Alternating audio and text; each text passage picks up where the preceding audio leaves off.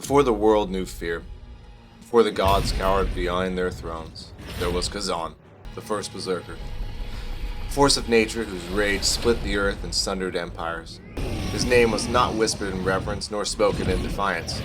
It was roared in battle, a war cry that heralded slaughter and glory in equal measure. Born in an age where steel and savagery were the only law, Khazan was no mere warrior. He was the fury of war given form, a man whose very existence defied the chains of mortal weakness. Legends speak of his origins in the shattered Northlands, where the winds howled like starving wolves and the strong feasted upon the weak. It was in this crucible of endless strife that Khazan was forged, not only by fate, but by his own unrelenting will. As a boy, he was taken in chains, forced into servitude by a tyrant lord who sought to break him as he had broken so many others. But Khazan did not break. He endured. Each lash upon his back became a lesson.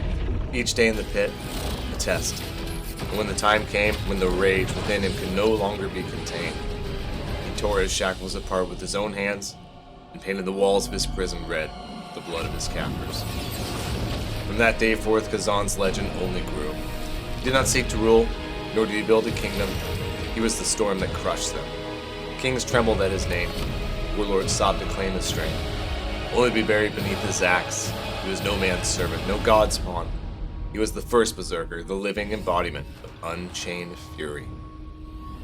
Some say he met his end in battle, a warrior's death that shook the heavens. Others whisper that his rage was too great for death to claim, that he walks still, waiting for the day the world dares to challenge him again. But one truth remains undeniable. Wherever the sound of war drums echo, wherever the strong rise to cast off their chains, the spirit of Khazan roars within them, for the first berserker is never truly gone. This is the savage beginning of an epic tale of death, destruction, and revenge.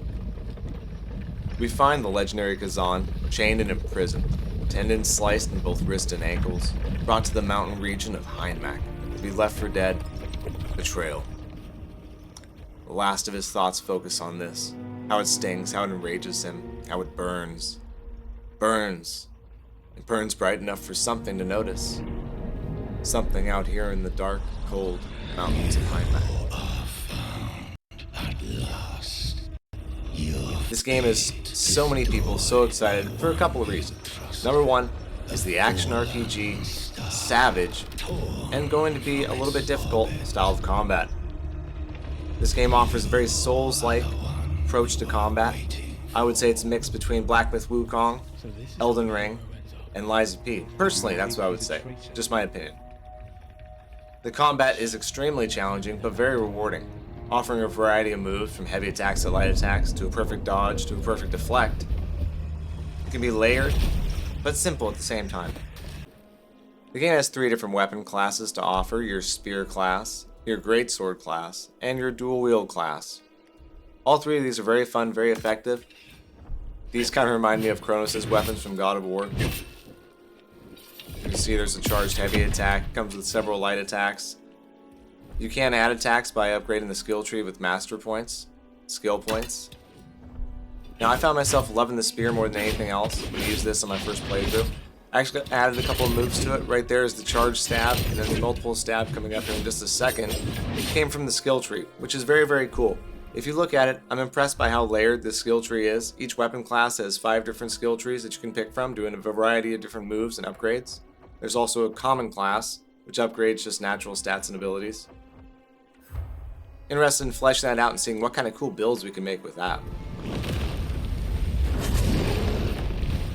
The window for the perfect deflect and the perfect dodge feels very appropriate and very fair. I would say it's a little bit bigger than Lies of P and Sekiro, but smaller than Elden Ring. Now, whereas I am excited for a story of revenge and justice served, I am a little bit concerned about the open world aspect of this game and the actual linear, 1, 2, 3. So far the game on the demo has been very linear. Hopefully it opens up into more of an open world, choose your own adventure aspect, and hopefully we have choices in the game that will affect the end of the world and the end of the game decisions that we come to, but I don't know any of that for sure. I did notice that going in between enemy to enemy, boss fight to boss fight, there was not much to explore along the way. Terrain was limited. I know we're in a mountain range right here, so there's not going to be any villages or anything like that, but it would have been nice to see something else along the way. There were a couple of branching paths that led to items and chests and side monsters to fight, but nothing that really was that big a deal. Hopefully there'll be more later on in the actual game. Last thing I want to touch on is the amazing jaw-dropping next-generation graphics that First Berserker Khazan presents. Very, very cool style of cel shading graphics that I really enjoy, and I haven't quite seen executed like this. Very realistic backgrounds and environments and surroundings, with very anime-style characters. I'm kind of dubbing this an anime Souls-like game just because of that. It's just so stunning visually. Every swing of your blade sends blood spraying, very ultra-realistic detail. Environment crumbles under the weight of battle. The game's world feels alive and brutal. Dynamic weather, burning cities, and massive battlefields that react to your destruction, supposedly. Whether you're fighting in the ruins of a fallen kingdom or facing off against an army under the stormlit sky, every moment does look absolutely breathtaking.